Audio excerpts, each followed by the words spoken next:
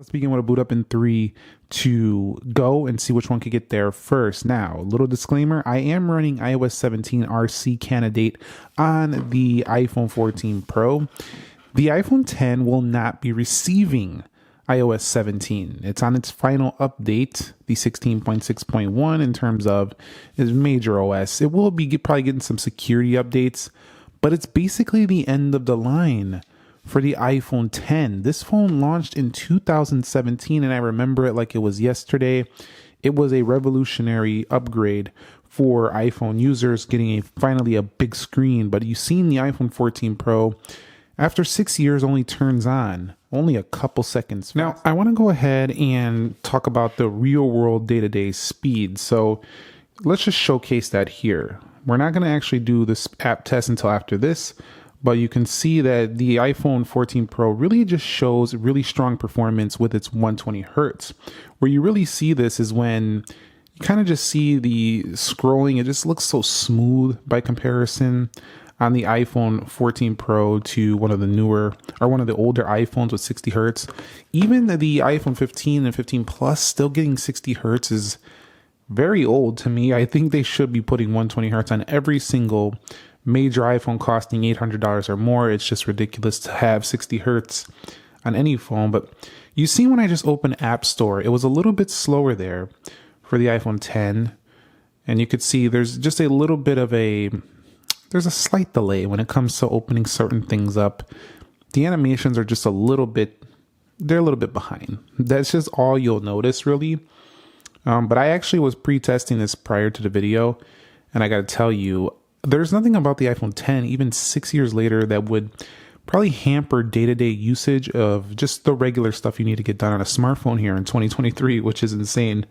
Which definitely shows me that if you have a 14 Pro, 13 Pro, 12 Pro, 15 Pro, whatever you decide to have, as long as it's something relatively up to date, these iPhones now, they really are long-term beasts. Like, they can last for nearly half a decade or more, maybe a full decade, if you decide to just keep it on one of its more smooth softwares. So I was pretty impressed with that. All right, guys, so here we are at the application portion of this speed test. You could see everything is closed out. Let's go into calendar. You've seen that the iPhone 14 Pro was a little faster. Calculator. The animation just a hair quicker on the left. Clock. And now you can see when we open up these applications, you see what I'm talking about? There was only like a little bit of a difference. Now, why does this matter? Because these regular apps are things you do interact with on your iPhone every single day. You're probably checking the weather, setting an alarm. And I know it seems rudimentary, and it's kind of like, why is he even covering that? That's not showing us anything really. No, what it's showing you is that, these phones for day-to-day tasks still, hold their own, these older ones. Now here, when we're loading up some content within App Store, you're going to see that if we scroll through on the older iPhone 10, you will find a longer load time. So we're actually seeing a difference here. And this is because the phone is just not as fast at loading up the more current App Store with all these apps and the design changes that they've done over the years. And so you can see there's a little bit of a wait there. So that's what changes. But that wait was not significant. If you just look the other way, come back down and look at your phone, it probably would be loaded. But in terms of the way the modern world is going, everybody wants to do everything super fast, overwhelmingly quick, which I'm not really a fan of. But if you do like to do things, you're a really fast person, then you want the newer stuff for sure. Let's go into Instagram, and you'll see that the iPhone was first on the left. And let's go over here. And I just want to say one thing about speed. A lot of people talk about none of this stuff is life-changing. I don't think it is. None of it. It has been life-changing, honestly, over these years.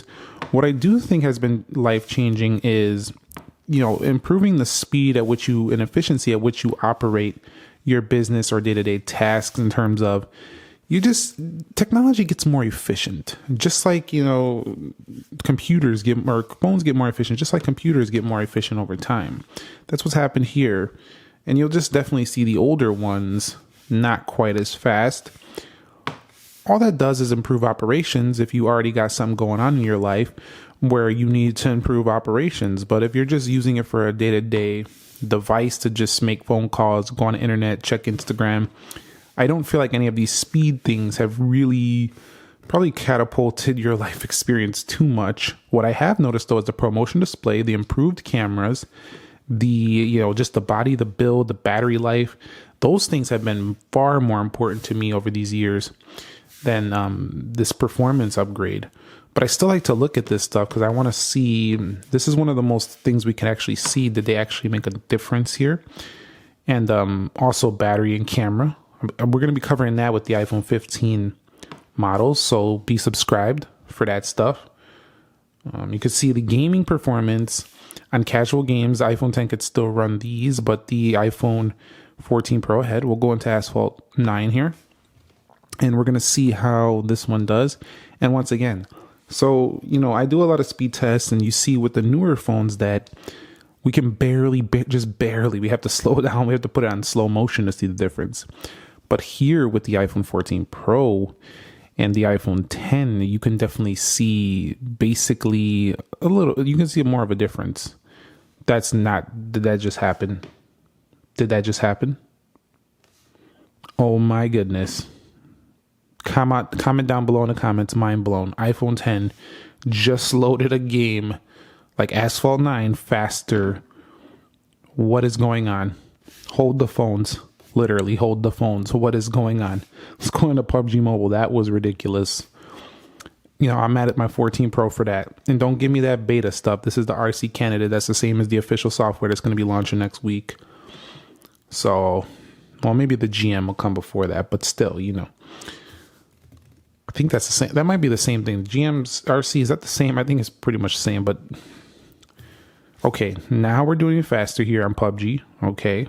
All right. That might have been a fluke with the Asphalt 9. That might have been a fluke because look how long PUBG is taking for the iPhone 10 over here. We'll wait. Come on, iPhone 10. You want to play games with me on the last one? Make me feel like my iPhone 14 Pro is weak, boy? Not today. And so you could see iPhone 10 way, way behind on PUBG Mobile. And in the gaming, it'll be way behind as well. Let's go into Temple Run 2, and we'll see what happens here. And you'll see iPhone 10 behind once again. So yeah, that Asphalt 9 one was probably a fluke for sure, because look at Temple Run 2. Even this is not even a hard game to load, and way behind on the iPhone 10. Also, you'll notice one of the bigger changes is heat management. So when you do bigger upgrades like this, you go from an older iPhone to a newer one, the way the phone feels in the hand is much cooler to the touch, and that's mostly due to the efficiency. You'll see Subway Surfers way ahead. And so in the gaming, we definitely have a winner. Oh, we're getting some lag here. That was not me. I was actually hitting that correctly. Yeah, that was definite some lag. That's Geekbench 5. Hold on. Let me go ahead and put Geekbench 6 over here. I'll be right back. That was Geekbench 5. All right, my bad. Let's go ahead and reload this. You could see it's going to close out here. I'll close it out here. And let me just open them both one time. You could see right there, pretty much the same. You'll see iOS 17, iOS 16.6.1. The clock speed is over a gigahertz faster on a 14 Pro. That's pretty big. Let's go into 3D Mark. But after 6 years, I would think it would be even higher than that. And you'll see this is pretty similar. So it's just any of these applications where you just have to load up something kind of small. Look at the iPhone 10 was pretty good in iMovie. And that's because Apple optimizes iMovie for iPhone. So it's one of the more efficient applications out there. We'll open the camera in a separate test. So you see right there throughout this test, the 14 Pro was much faster in a lot of areas, including the gaming. Let me check the heat on these phones. iPhone 10 warm, but not terrible. iPhone 14 Pro, similarly warm. So iPhone 10 didn't really get too hot in that usage. I'm sure it would warm up quite a bit though if we were to do games.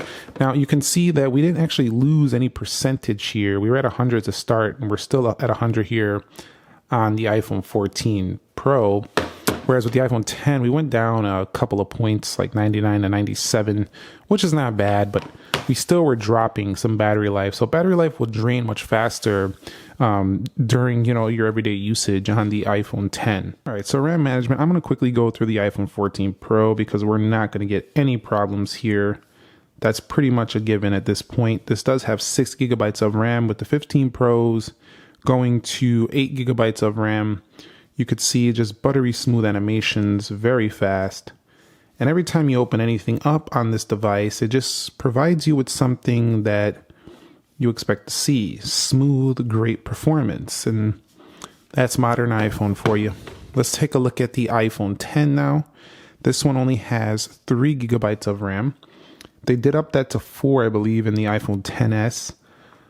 So if you want to see an iPhone XS review with iOS 17, because that one will be getting it, let me know down below. But this is the end of the line for the iPhone 10. I'm probably not making any more videos for a while with the iPhone 10, so enjoy this one. We did do a ton of content with this phone already. And you see PUBG, a full reload, couldn't hold that. Here we are in Asphalt 9, a full reload. Again, with Dead Trigger, a full reload. You say, why do I need to reload multiple games? How does that affect them? Okay, well, Best Buy just reloaded. Let's go over here to Amazon, Groupon, Twitter, Instagram, App Store reloading. So even some basic applications are reloading. So if you want to hop between things like this throughout the day, you seen that was a little slow too on that little movement there. But if you're just hopping through a few applications, you'll be fine. But what you're going to notice is you might be on Instagram, and sometimes the iPhone 10 will crash an app just because it doesn't have enough RAM to keep up with today's demands. So overall, the improvement in holding applications, speeding through back and forth, if your task switching is going to be much faster on the newer iPhones. Okay, guys, so let's go ahead and open the cameras. 3, 2, go. You can see faster on the left. We'll do that again. 3, 2, go. Yeah, faster on the left. Now, the shutter speed is not too much different, but the iPhone 14 Pro definitely faster. 10x and 15 times zoom. So we can only go 5 times more zoom after 6. So our Geekbench scores are in for the iPhone 14 Pro, and I just want to show you 2604, 6715. We are almost 10 minutes in, and the iPhone 10 is still not finished. I just wanted to show you that before it finishes, and then I'll show you the results just to show you how much slower from the CPU standpoint this really is. I'll be back when it's done. And so the results are in, and you could see more than 5 times slower, about 5 times slower in multi-core. A little bit over 2 times slower in the single core.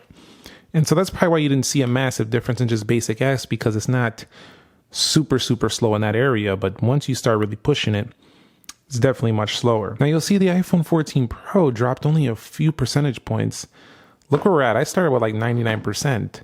So when you start using the iPhone 10, a smaller battery means worse battery life, but this one's much older. It still works pretty well, but the battery life will drain significantly faster. So we're going to wrap it up here. No need to do a 3D mark. We already know that 3D mark, the graphics performance are not even going to be close. We'll wrap it up here. 6 years later, it's the end of the line for iPhone 10. We're not getting iOS 17 here, and I think that's okay. I think a lot of people have upgraded this phone, but overall, I would say I'm pretty impressed of how well it still works after 6 years. While it is much slower than an iPhone 14 Pro, that's to be expected. I have to say, if you bought an iPhone 10 at this ridiculous $1,000 price point back then, you kept it till now, you definitely got your money's worth. This phone is still usable.